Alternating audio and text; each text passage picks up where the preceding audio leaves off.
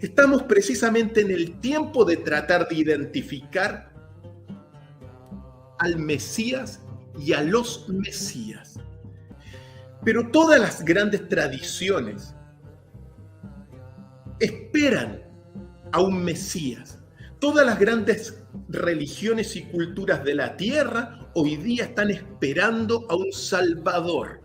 Los budistas también están esperando a su Salvador, que es el tercer Buda bajo la interpretación y el contexto budista que a mí me ha tocado al menos investigar.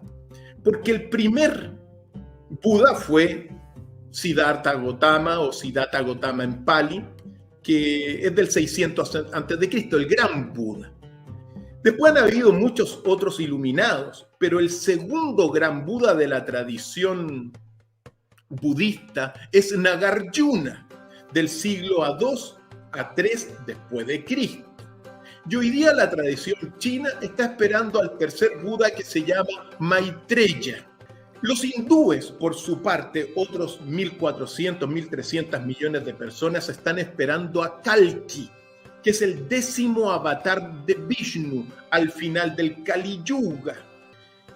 Los musulmanes, por su parte, el mundo árabe, está esperando a Mahdi, que implantará el reino del Islam en la tierra. Y las señales mayores y menores de toda la tradición del Islam, uno puede decir que se están cumpliendo y se han cumplido. Por lo tanto, es tiempo de que Mahdi llegue al menos al pueblo del Islam y de los árabes.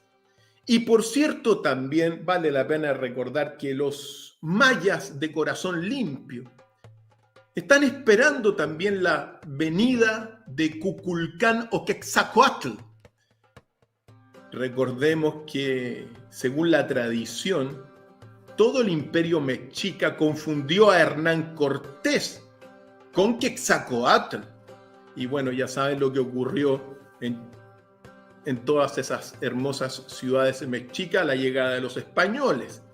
Por lo tanto, con esto quiero decir que en el mundo, todas las grandes religiones están esperando su Salvador. Y no es la excepción el pueblo de Israel, el pueblo judío, que es donde hoy día nos vamos a meter, porque ha aparecido un candidato. Desde New York estamos saludando con todo el ejército del Rebbe, los emisarios del Rebbe del mundo entero. Aquí estamos preparando el mundo para la redención, recibiendo las caras del Mashiach Tzidkeinu. Llegó el Mesías, estamos en los tiempos del Mesías. ¿Quién es el Mesías para el pueblo judío? Antes que nada, vamos a hablar del origen de todo.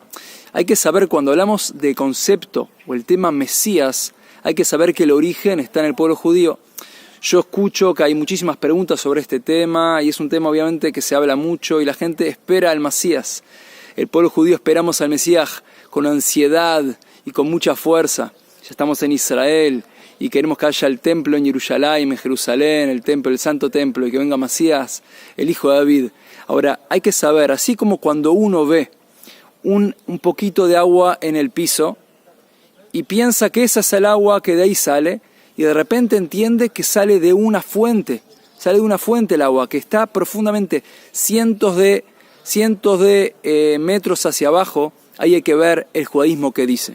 Para ser el Mesías de Israel, y que se llama Shlomo Yehuda Berry, conocido también como Yanuka. Y aquí al menos algunas fotografías que se han podido difundir por las redes sociales y por los medios digitales. ¿Es el profeta, es el gran elegido? Pregunta del millón. Pero uno tiene que decir algunas cosas para meternos en lo que hemos preparado.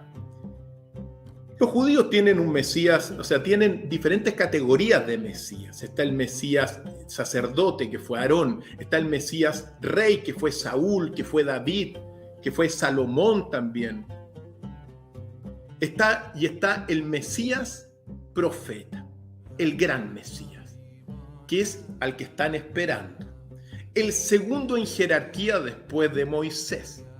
Pues bien, ha aparecido ya no tan joven, porque Shlomo Yehuda Berry nació en Eretz Israel en 1988. Tuvo una infancia bastante pobre y fue en gran medida la infancia pobre de él que lo acercó al estudio de las sagradas escrituras del pueblo judío, particularmente la Torá y el Talmud. La Torá es el Antiguo Testamento, el Pentateuco. Y según la tradición, un hijo único que desde pequeño, debido a su situación, como él mismo lo ha reconocido en algunas biografías, de carencia, lo hizo acercarse a las sagradas enseñanzas y sabidurías de los judíos. Algunos lo han destinado prácticamente a la grandeza como su madre. En la tradición de ellos se dice que nunca tiene que tener la cabeza descubierta. Por eso siempre anda con un sombrero, entre otras cosas, porque eso significa que siempre hay alguien arriba de uno, por cierto. Su familia se mudaba a menudo, vivió en la infancia en España, en Suiza y también en Alemania.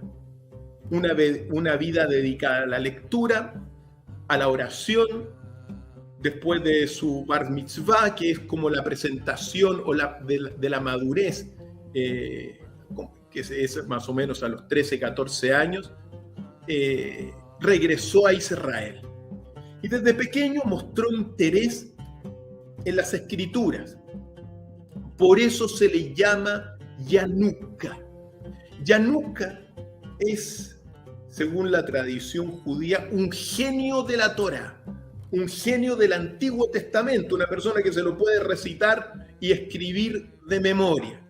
Aficionado a la música, claro que no a la música de Daddy Yankee, sino que a la música que busca la santidad, a lo que él llama la música pura, tampoco al reggaetón.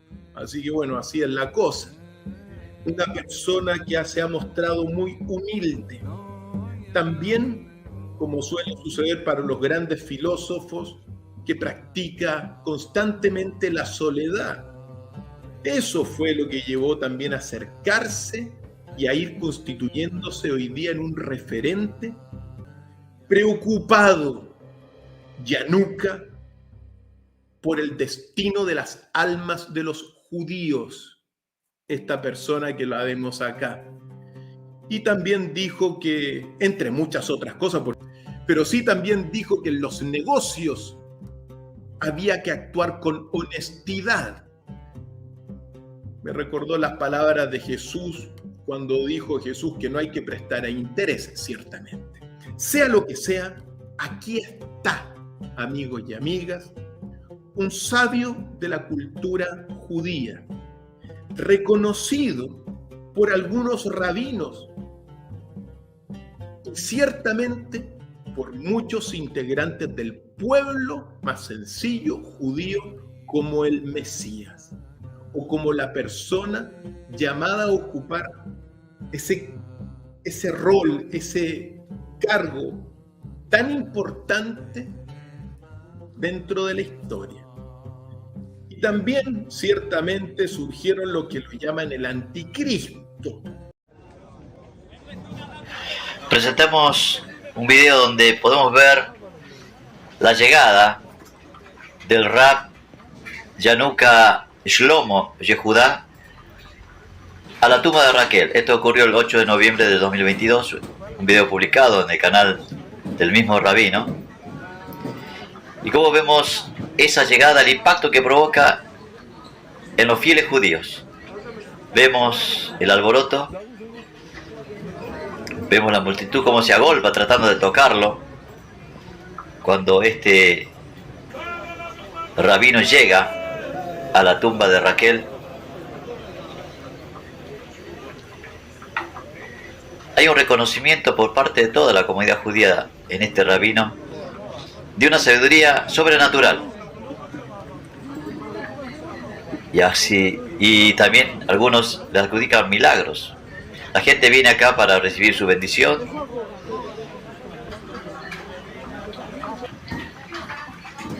Realmente es impresionante como es como un equivalente a un papa judío, ¿eh?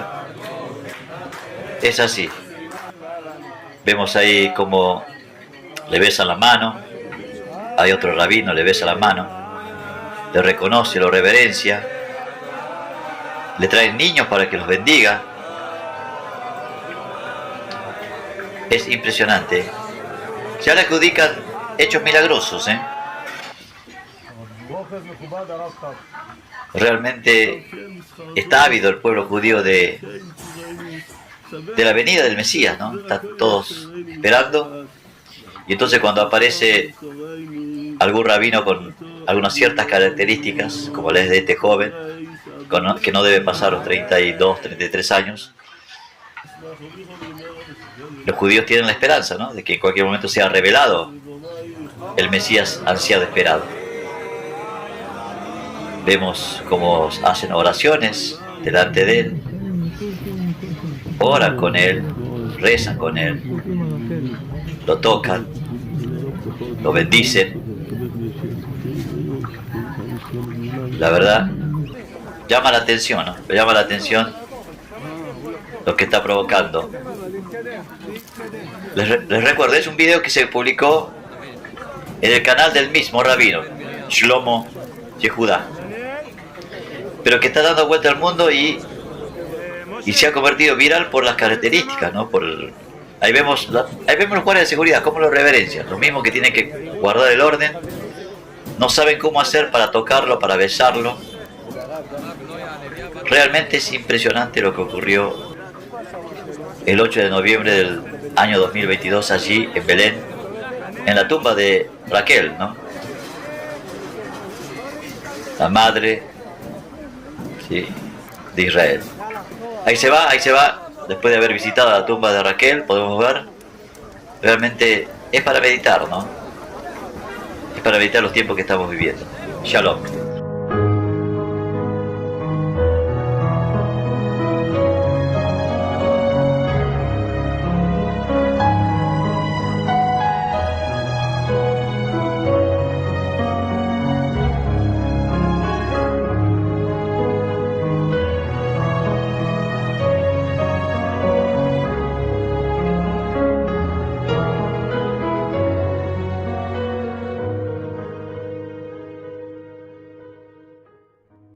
Falso profeta. ¿Cuáles son los requisitos que tiene que cumplir Yanuka Shlomo Yehudá Beri para ser reconocido o para ser el Mesías del pueblo de los judíos o del pueblo de Israel? Y eso es muy interesante porque aquí se plantea la gran controversia que tiene que resolver el pueblo judío, no nosotros, ciertamente, ni tampoco los budistas, ni el Islam, ni los hinduistas. Este es un tema de contexto judío principalmente y del contexto de esos 15 millones de israelíes que están por el mundo. Los requisitos. El primer requisito para ser el Mesías del judaísmo es que tiene que ser descendiente directo del rey David, el mismo que le ganó la batalla a Goliat, y que uno puede decir que, según la tradición genealógica, muchas familias vivientes pueden al menos retrotraer su genealogía hasta el rey David dentro de la comunidad judía, así que es posible, habría que ver si él también está con esa línea de sangre. El segundo requisito, complejo, para que se den cuenta lo complejo que vendría a ser el Mesías, es que Elías, el profeta, tiene que venir a anunciar y a declarar su venida. Y uno tiene que recordar que, según lo que está escrito en el Antiguo Testamento, Elías no murió, sino que fue llevado vivo a la presencia del Dios eterno de los judíos. Por lo tanto, ahora tendría que volver en una señal celestial para anunciar y declarar la venida, en este caso, de Shlomo Yehudá Berri. También tendría que estar dentro de los llamados 36 justos de plenitud, los tzadikim. Los tzadikim en realidad son justos y personas que practican la caridad dentro del mundo de los judíos. Bueno, Yehuda perfectamente podría estar ahí. Y aquí vienen las cosas un poco complicadas, porque tiene que ser, aparte de ser un sabio y santo y justo, tiene que ser el más grandioso líder y genio político de la historia para liberar. Recordemos que tendría que ser eso en el momento de Jesús, para liberarlo del Imperio Romano. Hoy día, bueno, eso es otro contexto. Pero si tiene que ser un líder y genio político el Mesías, uno tiene que decir lo siguiente: tendría que reformular la política, porque la política actual es maquiavélica, y el maquiavelismo es maldad pura, pues. Es el fin justifica los medios, el poder es el fin de la política. Léanse a Nicolás Maquiavelo y van a entender. Entonces, si por un lado le exigen ser santo, justo, por otro lado le exigen ser un gran político, bueno, tendría que reformular la política. Nosotros hemos reformulado la política, ciertamente, en nuestra visión dentro de la academia y en lo que hemos hecho. Pero es algo que tendría que hacer para no tener más el tipo de política que se tiene hoy día en el mundo, que es: ¿dónde están los falsos profetas? Después, tendría también como exigencia promover una revolución mundial que traerá justicia social perfecta para la humanidad. Son palabras grandilocuentes: la humanidad, por ejemplo, revolución mundial, justicia social. Lo único que a mí me preocupa dentro de al menos exigencia, es que espero que esa revolución no sea la revolución transhumanista que muchos del pueblo judío al menos les llama mucho la atención, porque la revolución transhumanista busca el reemplazo de los humanos por máquinas. Entonces eso no es justo para la humanidad. Son las controversias y las contradicciones del mundo actual que tienen que enfrentar todas estas grandes figuras de los misterios de la humanidad. Ahora bien, como es el segundo en la jerarquía después de Moisés, sus cualidades están descritas también por Isaías en las Escrituras. Porque él dice, Isaías, que el Espíritu Divino descansará sobre él y tendrá el espíritu, ojo, cuenten, de la sabiduría, del entendimiento, del consejo, del poder, del conocimiento y de la tradición del temor a Dios, que es el temor al Dios de los judíos, porque en realidad hay una diferencia con el Dios de Jesús, pero eso es otra cosa para más adelante. Sea lo que sea, todas esas cualidades las tiene que tener en su persona y encarnar el entendimiento, el consejo, el poder y todas esas palabras superiores.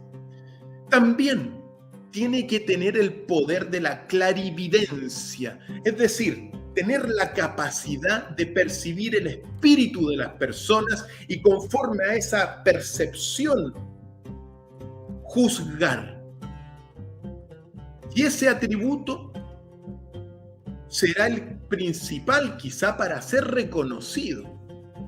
Gracias a este poder, el poder de juzgar, gracias a su clarividencia, es posible y también se le pide que determine a qué tribu de Israel le pertenece una porción y bueno, y después divida la tierra de Israel entre los israelitas y a cada uno quiere de sus partes, pero sobre la base de la clarividencia. Al mismo tiempo, se le piden 6 objetivos y misiones. ¿Cuáles son ellas? Primero, su tarea es traer a todo el mundo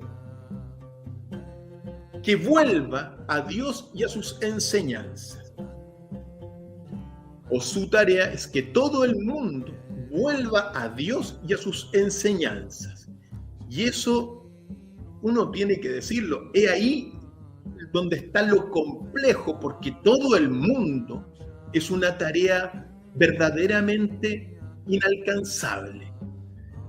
Uno podrá decir, claro, el pueblo judío hoy día son 15 millones de personas en todo el mundo. Bueno, ese sea el mundo, que atraiga a todo el mundo judío para que vuelva al Hashem, al Adonai, a Elohim o a Jehová, que son las palabras para referirse a esa potencia divina y al Dios de los judíos.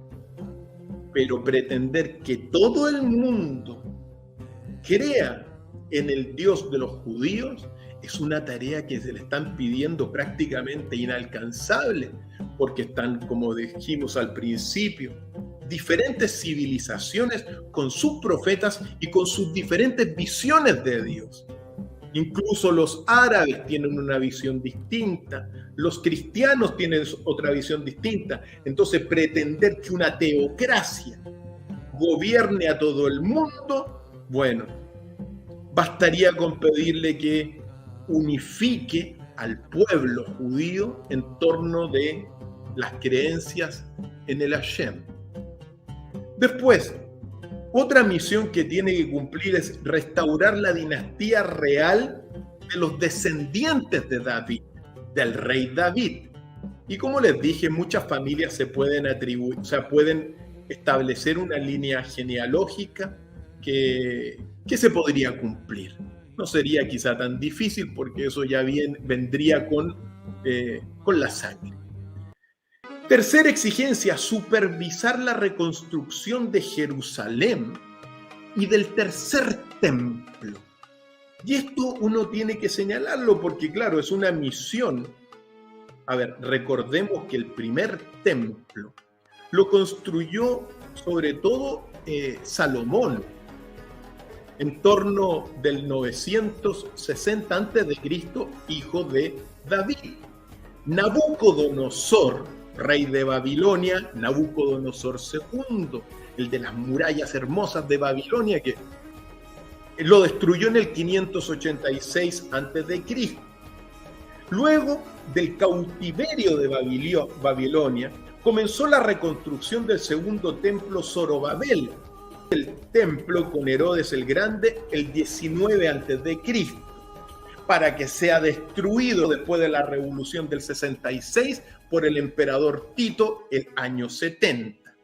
Pues bien, al Mesías actual se le pide que reconstruya el templo.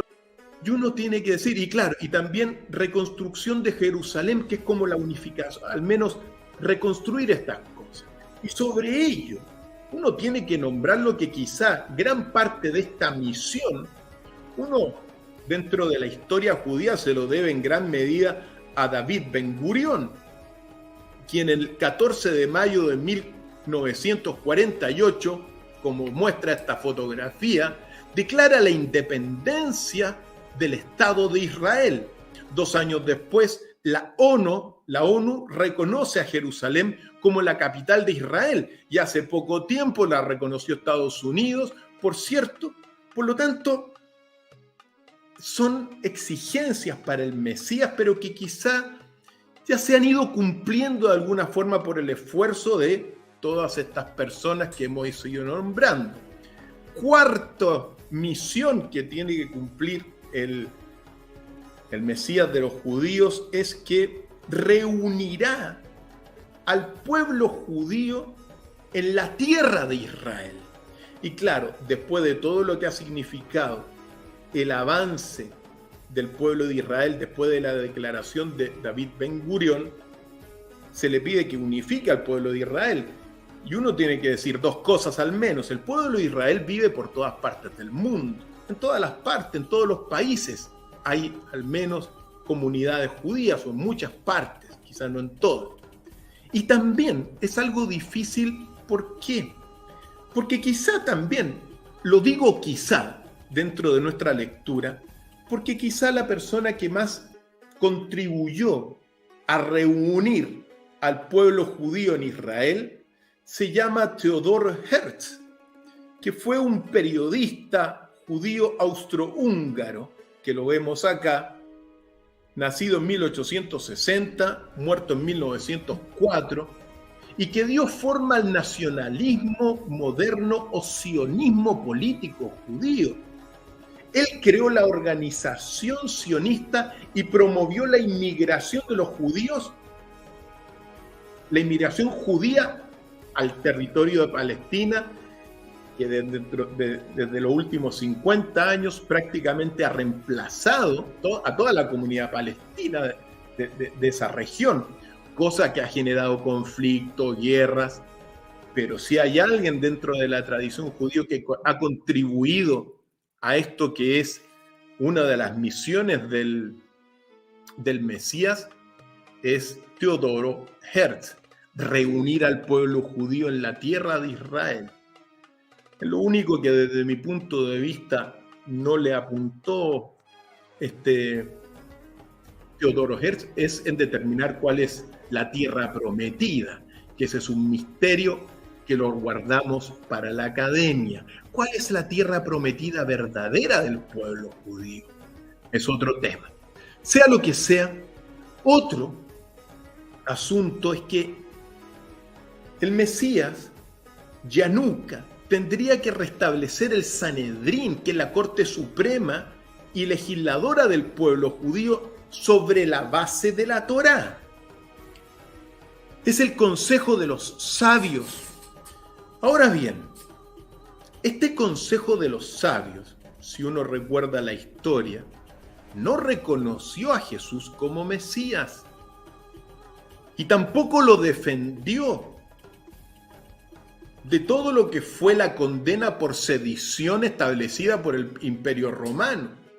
Si bien es cierto, participó indirectamente en la condena a Jesús, porque según ellos no cumplió con todos estos requisitos que le estoy narrando. Bueno, el Sanedrín no lo reconoció. ¿Se habrá equivocado el Sanedrín al no reconocer a Jesús? Por eso son cosas que uno lo plantea sobre la mesa, porque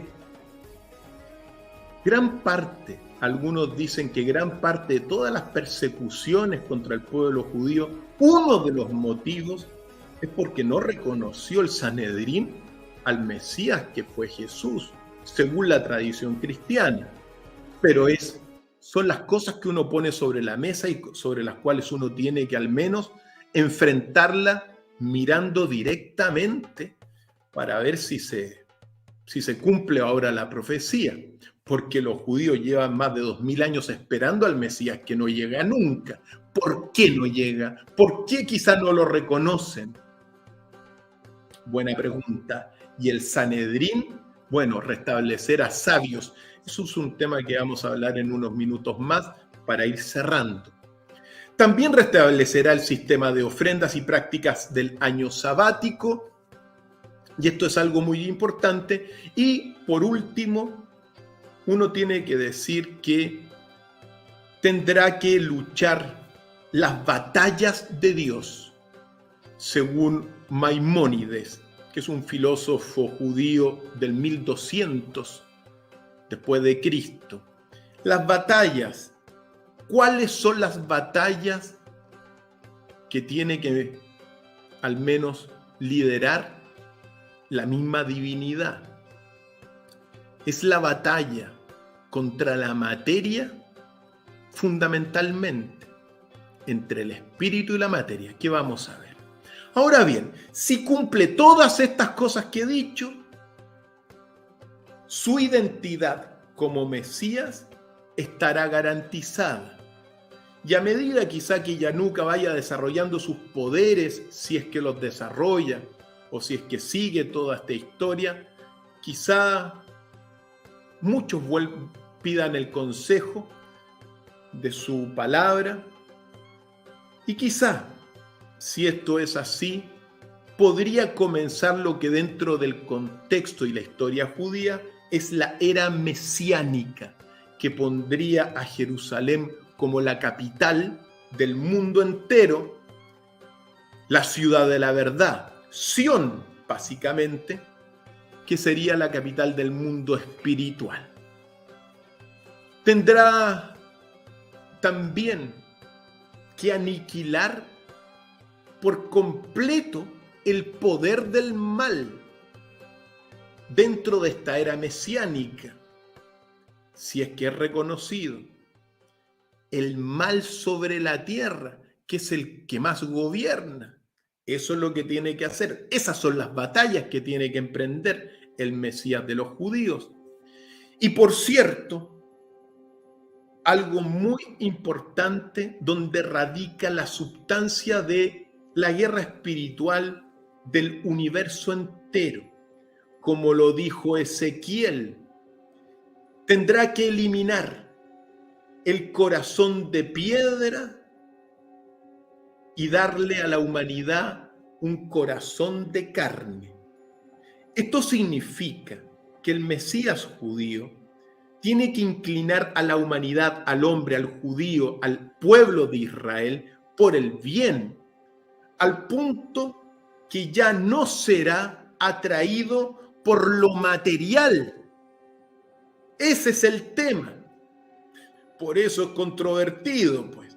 Por eso quizá no lo han reconocido nunca y por eso quizá tampoco nadie reconozca dentro del mundo cristiano al Mesías que ya está en la tierra, pero que no lo ven, porque están ebrios con el vino de la materia. Pues esa es tarea del Mesías. Las dos preguntas finales. ¿Se revelará Yanuka Shlomo Yehuda Berry como el Mesías de los judíos? ¿Se autoproclamará como suelen hacerlo y como ya lo ha hecho el Mesías de los cristianos? Pregunta del millón.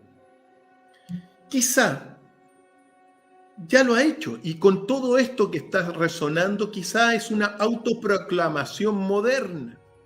Quizá esto también es una revelación. Pero uno tiene que decir dos cosas sobre Yanuka: que no ha cumplido el pliego de exigencias que la tradición le exige al Mesías de los judíos. Pero eso es lo primero. Y lo segundo, con mucha claridad, es que en la tradición judía, cada generación siempre tiene un candidato a Mesías. Hay que recordar a Bar Kokhba, que en el 135 lideró la rebelión, una rebelión contra el Imperio Romano y que, claro, después la perdió. Pero ahí estuvo un candidato generacional a ser el Mesías. También otro autoproclamado en el siglo XVII fue Shabtai Zvi. Pues bien, sobre estas bases uno tiene que decir algo claro y especialmente a los amigos que me han pedido que haga este programa. En la tradición judía siempre hay un candidato a ser el Mesías. Y desde mi punto de vista, aquí tienen a un candidato. Su nombre es Shlomo Yehuda Berry, conocido como Yanuka. Mírenlo, conózcanlo. Ahí está. Tómenlo. La segunda pregunta del millón es: ¿Será reconocido Yanuca por el pueblo de Israel como el Mesías? Si en el futuro su poder aumenta, ¿podrá reconocerlo toda la jerarquía ortodoxa judía? ¿Y el pueblo también? Pregunta del millón. Porque no reconocieron a Jesús y no han reconocido a nadie durante los últimos miles de años, más de 2000 años.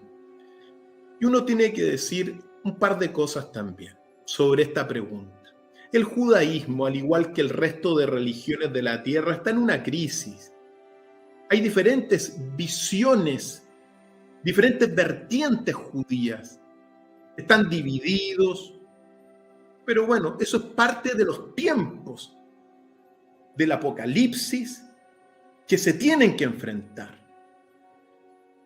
También existe en este sentido un grupo no reconocido por la tradición ortodoxa, que es un grupo de judíos mesiánicos radicados principalmente en Florida, Estados Unidos, que ellos han reconocido a Jesús como el Mesías, el ungido, el enviado de Dios, pero consideran que no vino a fundar una nueva religión, pero para mostrarles que hay división y que hay controversia y que hay polémica, hay desentendimiento, no hay claridad, no hay unión.